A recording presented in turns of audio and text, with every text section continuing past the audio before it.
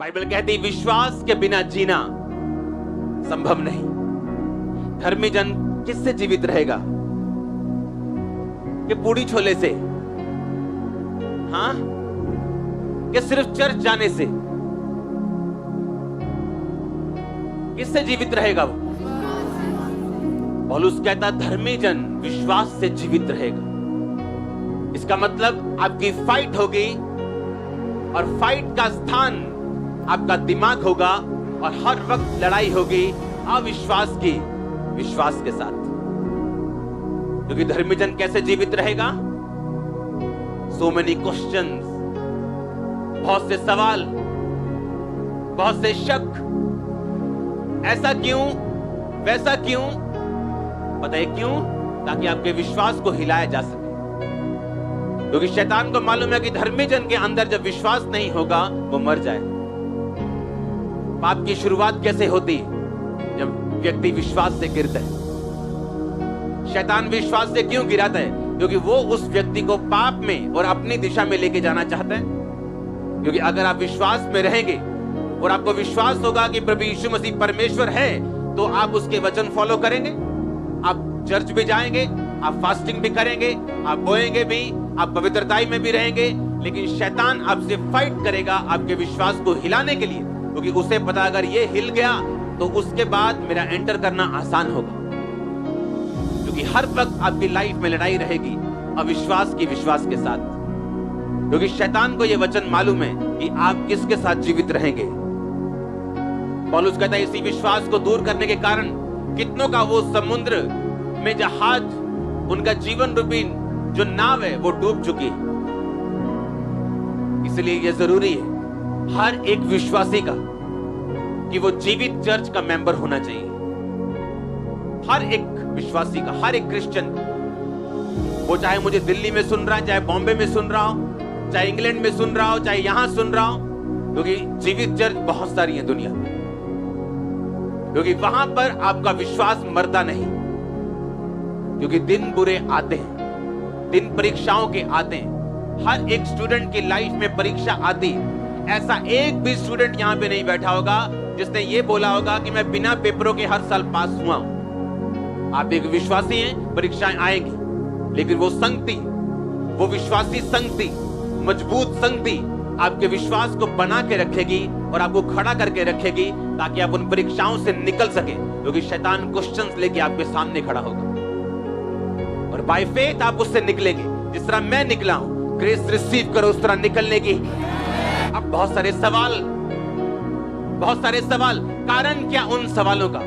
आपने कभी सोचा कि जब आप मसीह में नहीं थे तो तब इतने सवाल आपके दिमाग में कभी नहीं आते थे? जब आप मसीह में नहीं थे इतने क्वेश्चंस, इतने शैतान के रगड़े झगड़े आपके दिमाग में पहले कभी नहीं आते थे। लोग आपका कभी विरोध नहीं करते थे, कभी आपको मना नहीं करते थे। आप कहां जाते हो उनका कोई मतलब नहीं था। क्या खाते हो, किस लंगर को खाते हो, वो कुछ नहीं पूछते थे। पर जैसे ही आप मसीह में आए उन्होंने पूछना शुरू कर दिया, चर्च जाते हो क्या, धर्म बदल लिया क्या, कितने पैसे खाए, कितने पैसे लिए, कितने पैसे दिए? क्यों? क्योंकि शैतान को मालूम है कि ये असली डॉक्टर के पास चला गया। उसे मालूम है। नहीं तो पहले इतने क्वेश्चंस नहीं थे क्या? हम बहुत जगहों पे जाते थे, कभी क्वेश्चंस नहीं थे। लेकिन मसीह में आने के बाद क्वेश्चंस क्यों? क्योंकि शैतान उन क्वेश्चंस को पुट करता है। क्योंकि उसे मालूम है कि इसका विश्वास अगर बना, अगर ये विश्वास में खड़ा रहा तो ये जीवित रहेगा। उसका फाइनेंस, फैमिली लाइफ, उसका शरीर, सबसे बड़ा उसकी आत्मा जीवित रहेगी। और ये वो नहीं चाहता। हालेलुया। और जब सवाल मन में आते,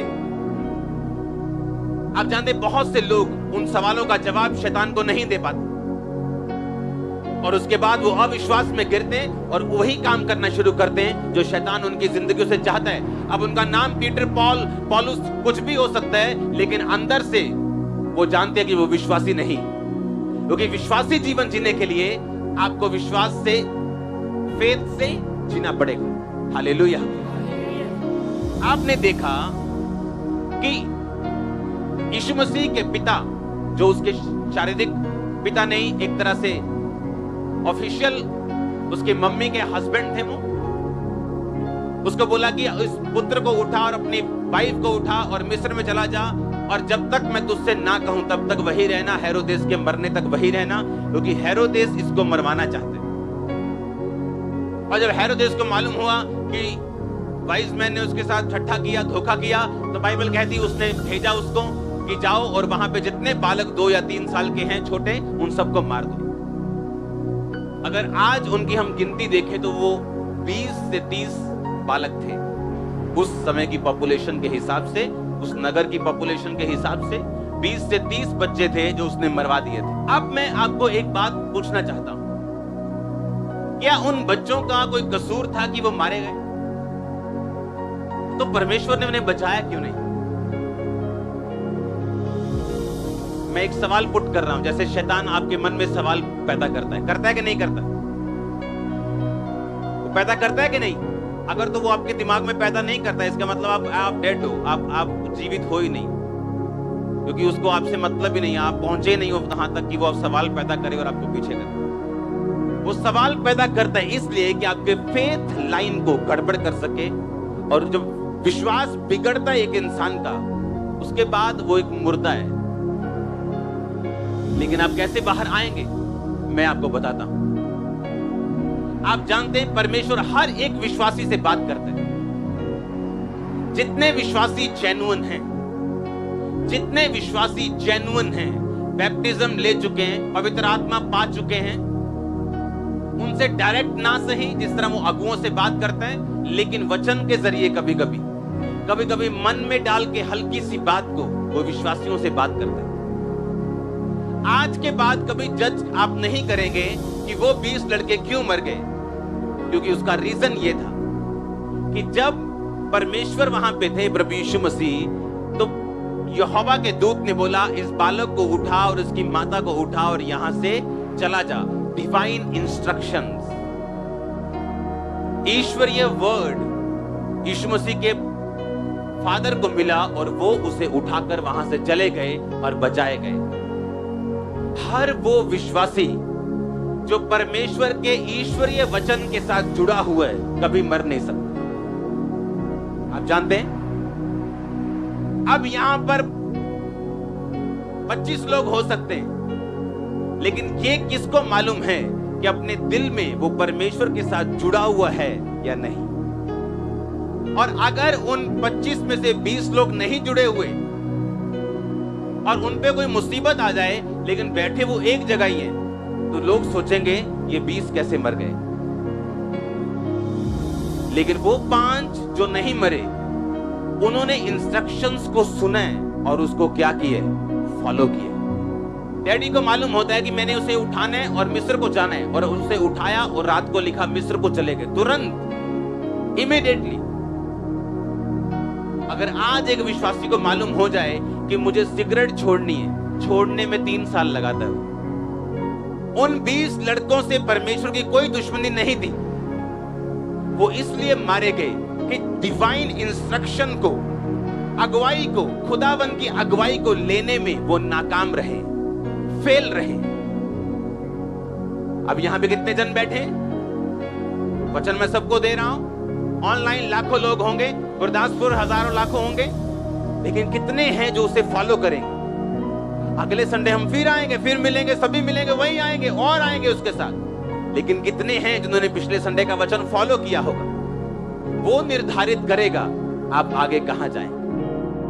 अब चाहे परमेश्वर ने उनसे डायरेक्ट बात ना की हो कि तुम भी निकलो, पर वो निकल गए होंगे। कई, कोई मामा के घर में किसी को काम पड़ गया होगा, कोई घूमने चला गया होगा। जब आप डिवाइन इंस्ट्रक्शंस, और हम बोलते हैं ठीक है मैं परमेश्वर की बात सुनने के लिए तैयार हूं, क्या परमेश्वर मुझसे बात करेगा? अगर आप बाइबल नहीं पढ़ सकते और बाइबल की लिखी बातों को नहीं मान सकते, वो आपसे डायरेक्ट बात कभी नहीं करते। आपसे डायरेक्ट बात परमेश्वर उस साल, उस दशक में करना शुरू करते हैं जब आप लिखे हुए वचन से इतना प्यार कर लें कि उसको अपना सब कुछ मान लें। अपनी लाइफ को, अपने बिजनेस को, अपनी फैमिली को, अपनी मैरिज को, हर एक चीज को आप उस वचन पे जिस दिन चलाना शुरू कर देंगे, उस दिन परमेश्वर आपसे बात करना भी शुरू कर देंगे।